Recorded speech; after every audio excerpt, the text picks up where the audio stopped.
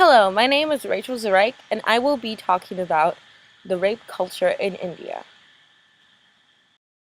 On a rough estimate, I bet most of us leave to use the bathroom during class for a mental break for listening to lectures, or as a physical break from sitting down for a long time. And of course, because we have to go to the restroom. It's the same at home, too. Most of us bring our phones into the bathroom as an excuse to waste time. So, think about how different life would be if going to the bathroom was dangerous. In India, it is. On May 27, 2015, two teenage girls went missing in Burdwan, Uttar Pradesh. They did not have a toilet at home, so went outside to relieve themselves. The morning they were found, their bodies hung from a tree near their houses. It was concluded that the girls were gang raped the night they were absent, and then strangled to death afterwards. India is known for being a modern rape capital, but the ideas behind the raping isn't anything new. India has been living by their historical beliefs for their entire lifetime. Though the values are imperative for continuing their beliefs and traditions, it is dangerous in the means of change. With the Indian government so focused on keeping the past alive, women's power is limited. One dangerous historical belief is the fact that men are more important than women. Because of this, baby boys are thought to be blessings, whereas girls are considered to be burdens and are often killed in infancy because of it. If the girl survives, she is then branded with the ideas that boys are better than her. As she grows into young adulthood, she is always reminded of the cautions of ancient ideals. Don't go out too late, don't wear tight clothing, and don't leave alone.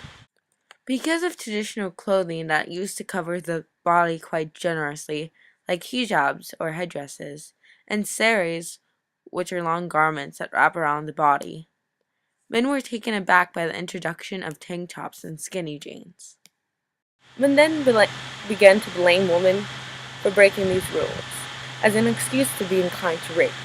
In reality, it's the men's fault they are unable to mature to contemporary ideals as easily as women are. I think we can all agree that rape is wrong. Somehow, though, almost the entire world is engaged with issues regarding rape. In fact, those statistics show a woman in India is raped every 20 minutes.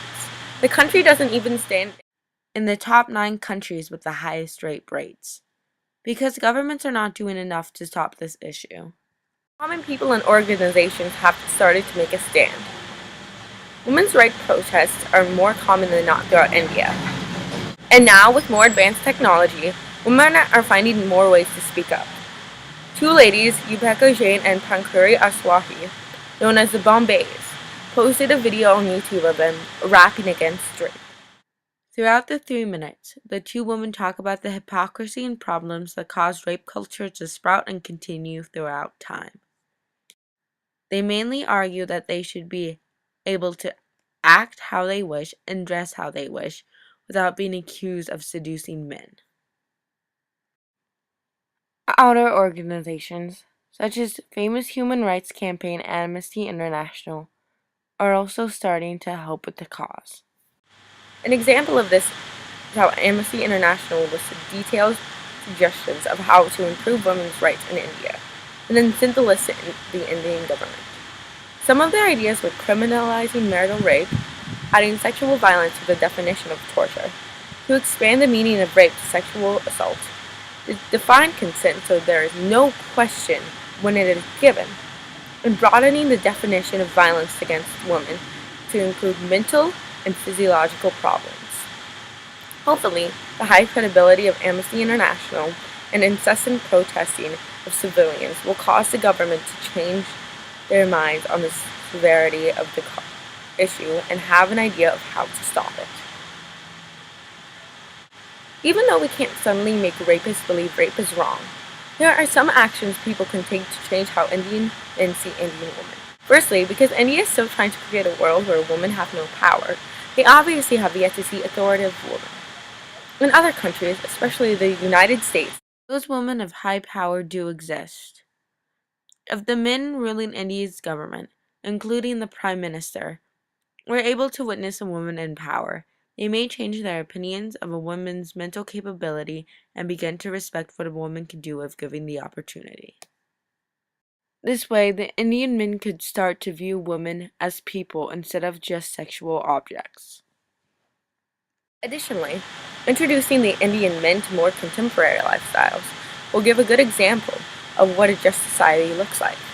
If Indian men are taken to more modern societies, they will see how women can wear whatever they want, and somehow the rape rates are not as high and rape stories are not as terrible. But until the men of India really do believe women are not objects, women should stay safe.